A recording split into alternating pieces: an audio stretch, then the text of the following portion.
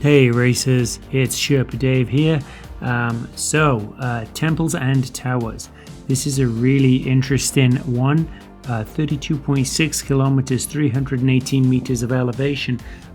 It's got 3 KQOMs and covers basically both the ones in the old world and the Rooftop KQOM as well. But there's plenty of flat between those hills. So whether this is a climber's race or a sprinter's race or a puncher's race still needs to be decided. Let's start as always with the race on a page. So 3 KQOMs but lots of flat as well would be my summary here. It's 33 kilometers measured by me, 32.5 measured by WTRL. I did it from a race. So there you go. FAL and FTS points on all 3 of the KQOMs. There are no sprints other than that, so it's all in the hills. And of course, finish position is the other thing that gives you points. The 3 power-ups that we have are the steamroller, which is going to be all important on the last of our climbs, the aero and the burrito, which are both familiar to you. Bike choice. Well, it's a perfect mix of flats and hills, but there is dirt all the way up to Temple KQOM. The pick is an all-rounder bike, which is going to be Tron if you have it, but anything else that's all-round. But if you are looking for FTS on the Temple, you should look to change to a dirt bike for that climb, and also whatever bike you're on, you should hope for a steamroller. We'll talk more about that in a little while. If you're looking for a recon ride, you can't go wrong with the Ravecon rides. They've been doing them for a while now. There's always a special guest rider with the yellow marker, and plenty of sweeps as well.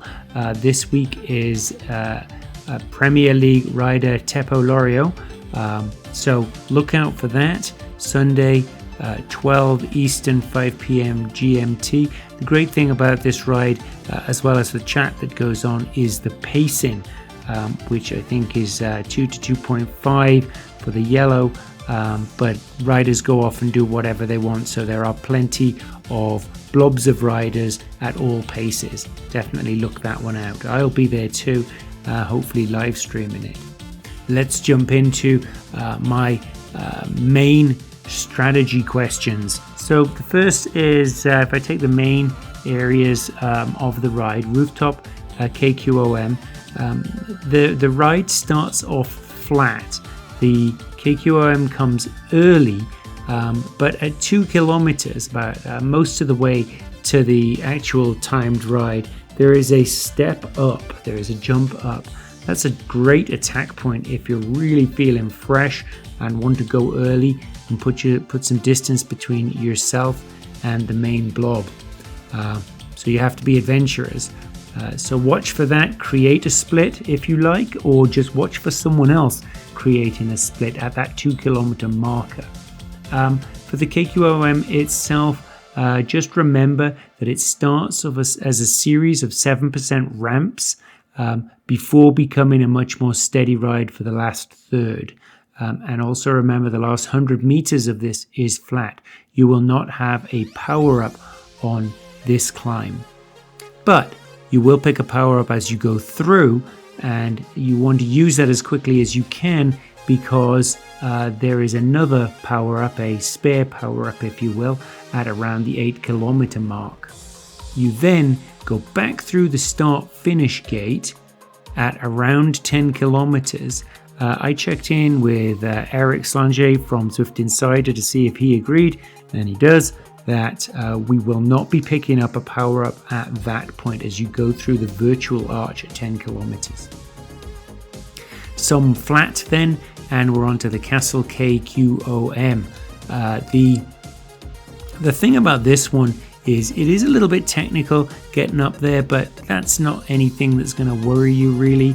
The problem is that the marker comes out of nowhere, right around 15.1.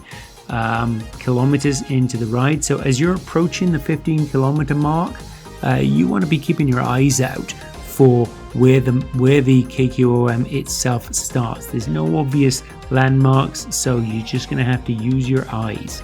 Then we go through the Castle KQOM. Remember, that one's flat at the top as well. You'll have a power up to hand. So if that's Aero or Burrito, use it at the top when it's flat. Then when we go through there, there's another bump up, another what I think is a decent attack point prior to Temple KQOM. That's at 18.2 kilometers. So keep an eye on that and watch for anyone jumping ahead, or indeed do it yourself. Then the Temple KQOM itself. This one is really tricky for you guys. All gravel, apart from the top, which is a little bit of a wooden bridge. But if you want the FTS, then switching to a gravel bike is probably a good idea. What I will say though, and I did a lot of work on this for the previous race that went up this climb, what I will say is that the lower your category, the lower your average speed through the whole ride or through the climb, the stronger the incentive to change bikes. So if you're a D, to win FTS, you probably will want to change to a gravel bike. If you are an A, it probably doesn't make that much difference to you. B's and C's, somewhere in the middle, make a personal choice on it. I actually did a video on this that showed some timings, and if I remember, I will put a link to that in the top right, so you can always go and take a look at that. You'll pick up another extra power up after the descent while you're in the village, and then last, the finish. The finish is a little bit blind, so make sure you plan your sprint point well in advance or you won't see it coming. Thanks to the Coffee Club members. So these are all the contributors to the Coffee Club in January, so massive thank you to everyone that's scrolling past you right now. Of course, buying Sherpa a coffee isn't the only way to help out the channel. Here are my list of demands, if you will. Tell your friends about the channel. Like and subscribe, like the video and subscribe to the channel if you haven't already. It's amazing how much that actually helps us out, helps the YouTube algorithm distributing stuff. Download the notes. I always pop the notes up and you can download them free of charge or make a donation, which leads me to the last one, of course, which is buy Sherpa a coffee if you want to. Always well appreciated. Moving on. Let's take a look at the DS notes. And as I said on the What Can You Do to Help, the best way to consume this information is to download it, link in the top right now. Same information as you'd expect. The lightning bolts are flags where I think there are interesting areas for an attack here. And I've got them marked both on the left hand side and also on the profile view on the bottom. The profile view kind of tells it all. You can see the 3 hills and the KQOMs, but you can see that large amount of flat that's in the middle as well. Target times. So I do actually have target times for each of the climbs as we hit those climbs in the recon itself, but I'll leave those on the screen for you for the whole race. You can take a look at those.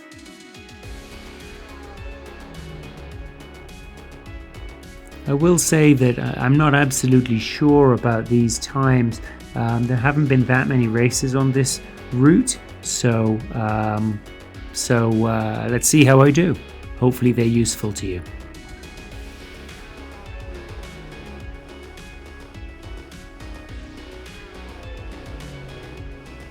Time to jump into the ride itself.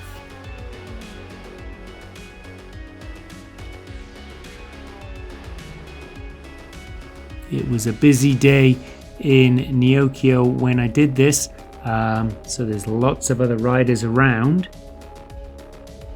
and I was on very tired legs as I'd ridden all of the other routes in Neokyo, before doing this one. So I've got this at a 300% of my actual speed, which kind of tells you why everyone else's legs are going so fast, and also why it looks perhaps a little bit slow. I will, as we go through, jump forward quite a bit for the ride itself so that you're not hanging around. Here's our 1 kilometer marker, but it's flat out of the pens for 2 kilometers.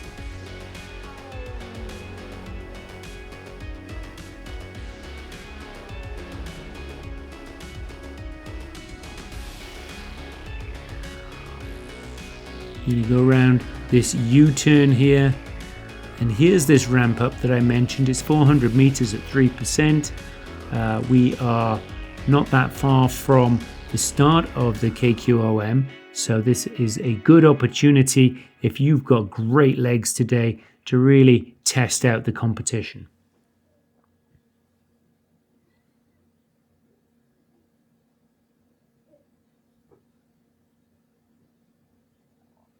Flat for 600 meters.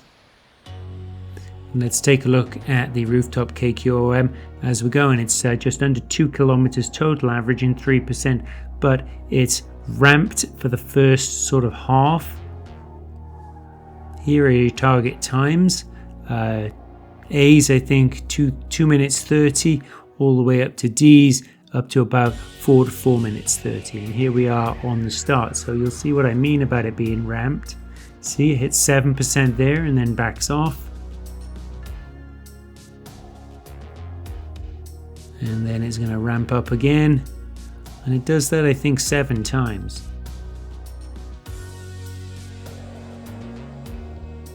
I don't know about you, but I do find that quite hard to manage. Some people just seem to roll on up there and the changes in grade don't make any difference to them. But for me, that does make it kind of tricky.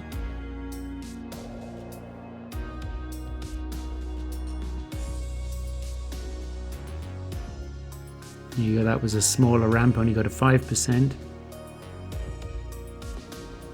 Now remember, going up here, you will not have a power up. So it's just your legs getting up there.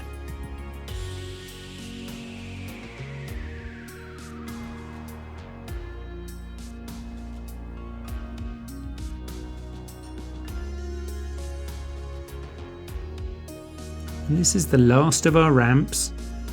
Now it steadies slightly.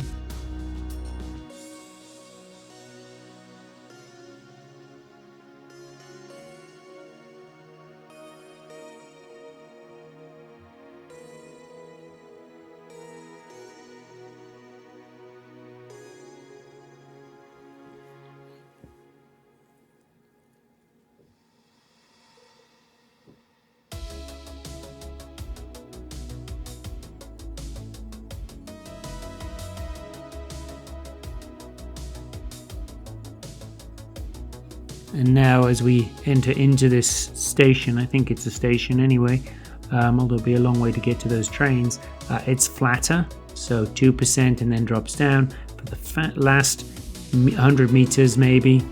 Then it's flat across the top and then down. So remember what I said, you'll pick up a power up back there, and you want to use this power up quite quickly because we get an extra power up as we go through a banner right around, I think, 8 kilometers. So the descent here is 1.5 kilometers, average minus 3.5%. Good time to bring your heart rate down, but don't lose touch with the group that you're in.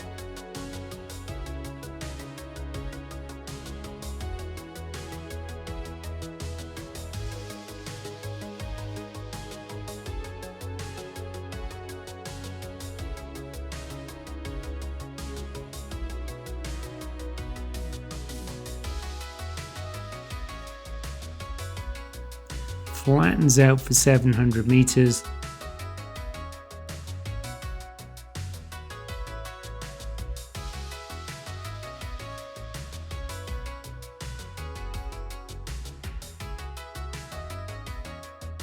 You can see in the mini map the arch that we're going to pass under,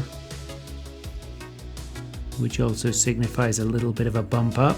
You get a power up there, So hopefully you remember to use the last power up. This is the one that we will use for the Castle KQOM. It undulates a bit here, it's really just up for a little and then down, and then we hit the long flat.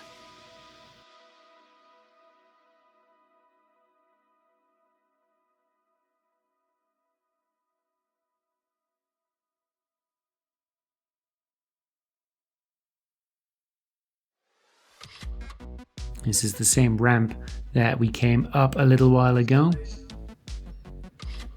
All right, there's the 9 kilometer of 33. We jumped forward a little bit. There's the start finish gate that I mentioned, and I'm pretty sure we will not be picking up a power up as we go through there. And it's flat from here to 15 kilometers, which is when we hit the Castle KQOM.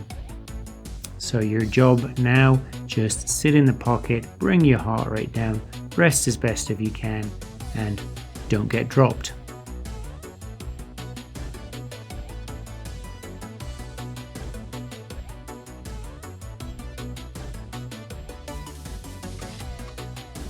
Here's the 11 kilometer mark.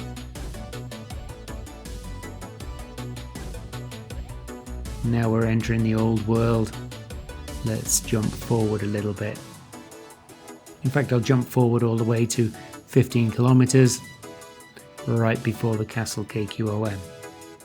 And remember what I said as I jump forward here. So I'm about 14 and a half, maybe there or thereabouts.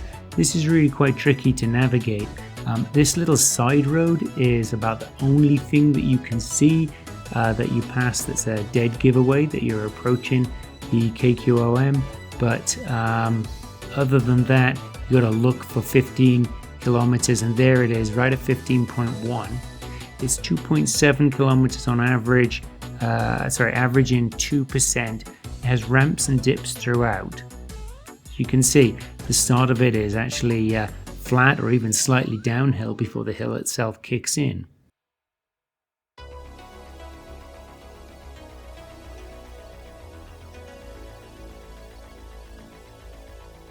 It feels a long 2.7 kilometers to me.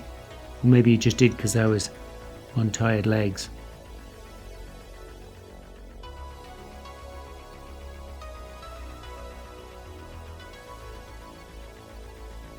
We're going to wind up the side of this hill through the village. But you can see very hard to navigate. The roads on the minimap are almost impossible to work out.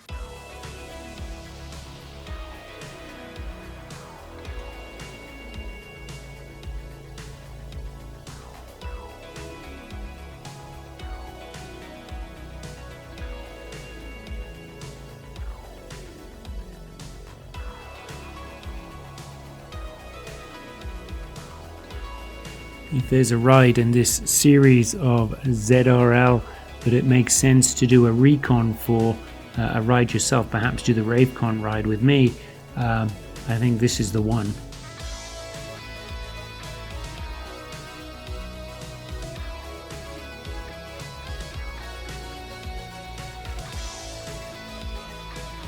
Get out of the village and then we double back on ourselves.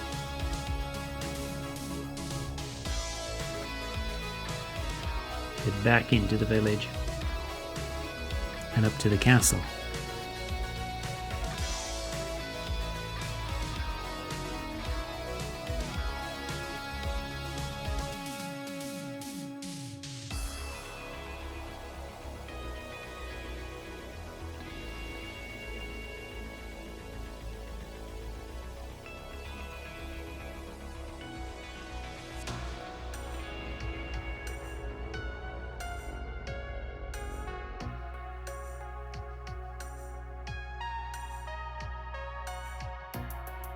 So you can see our route now on the minimap, and we're just going to do this kind of almost a square around. So if you have your arrow, you can see it's flat now. If you have your arrow or your burrito, right around now is a good time to be deploying it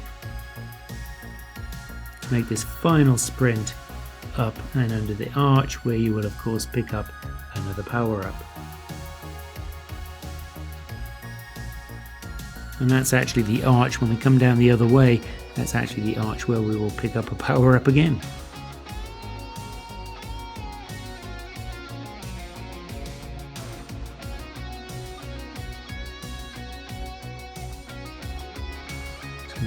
We're on now the ramp I mentioned, another 400 meters, averaging 3%.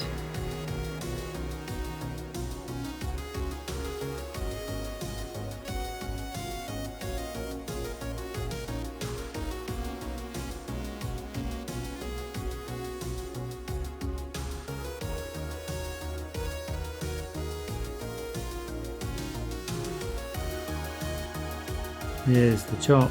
And now we descend down quite quickly in towards the KQOM start itself.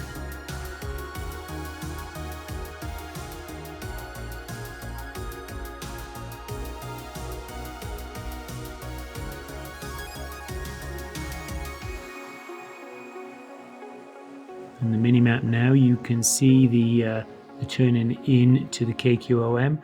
It's 2.5 kilometers at 3.6%. But it's the dirt that really gets you here. It slows you down if you're on a road bike.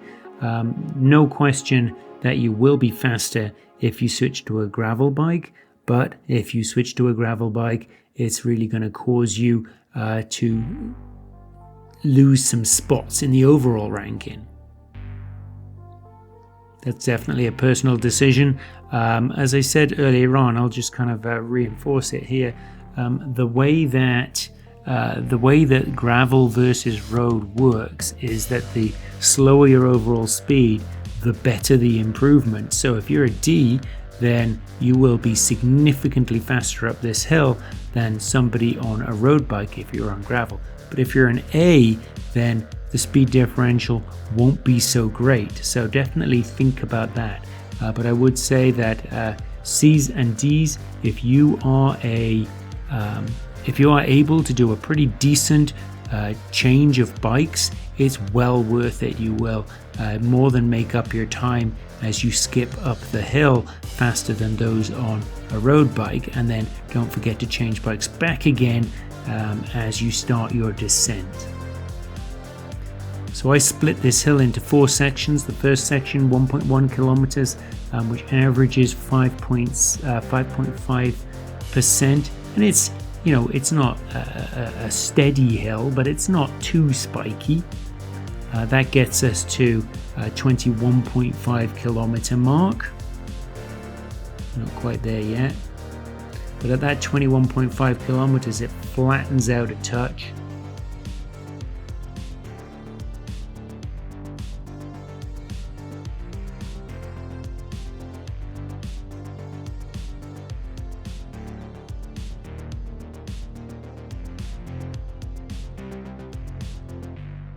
I say it was quite steady. It hit 10% there, but I do find the section I call section 3, because it's the third section, a little more spiky than this.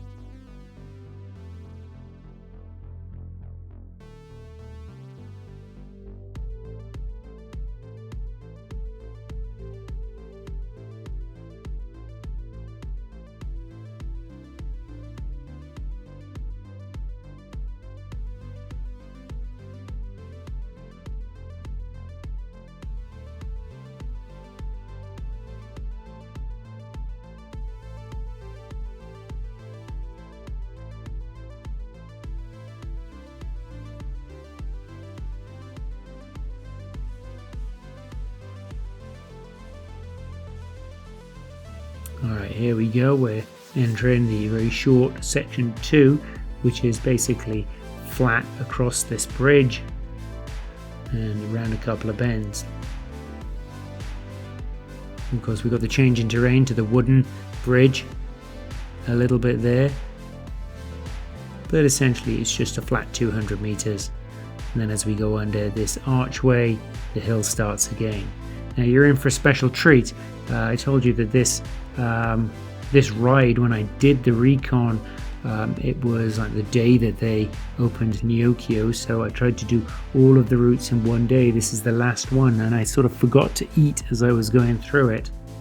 So in about another 50 meters up here, you're going to see the results of me bonking.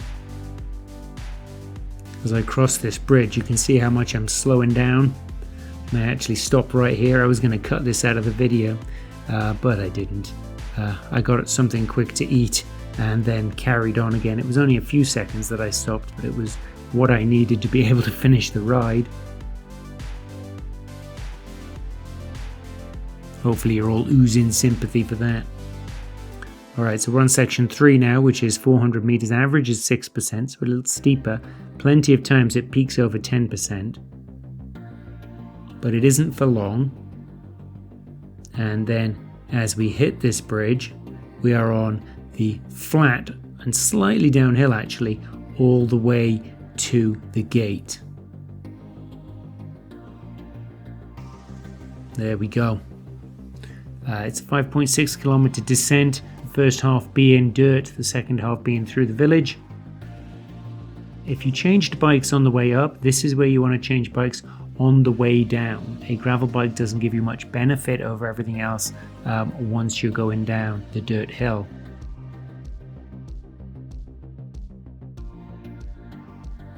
Recover as you go down the descent, but definitely don't coast down, just stay in the group that you're in. That's our 3 timed climbs done. So now it's just downhill and flat all the way home. Remember to use your power up as you're going down here. Once we get to the village itself, we'll pick up another one.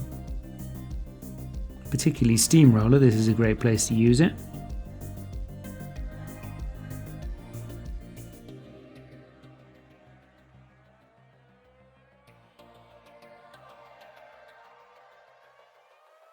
You can see we're still descending down.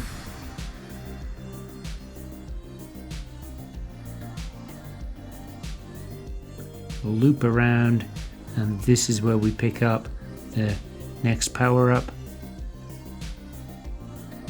And that's the last power up we'll get before the end of the race. So if you've got an aero or a burrito, then save those for your final sprint. If you have a steamroller, I actually skip through it, but there is a section of dirt. You saw it on the, you will have seen it on the outward ride, although I skipped it on the outward as well. But anyway, there is a section of dirt, and that's a place where you can use that, and it's in the old world as you're cutting through to the tunnel. You're like a circle that floats around me, keeping me safe and sound. So it's as confusing going down this hill as it was going up this hill.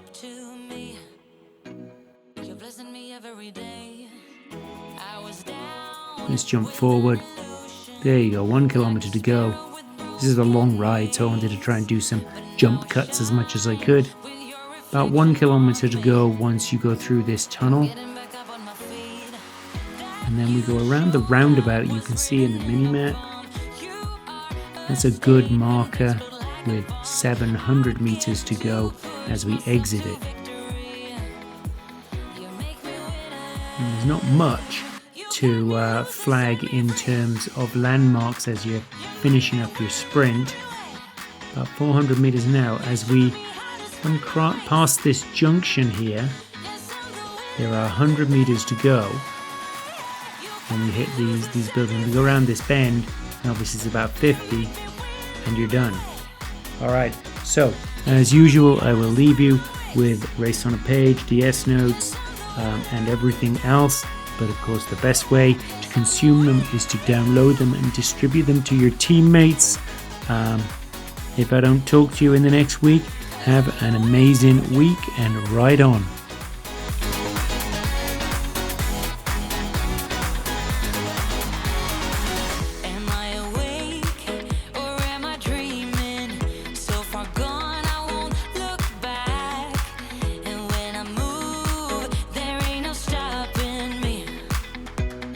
Pushing me up to the top.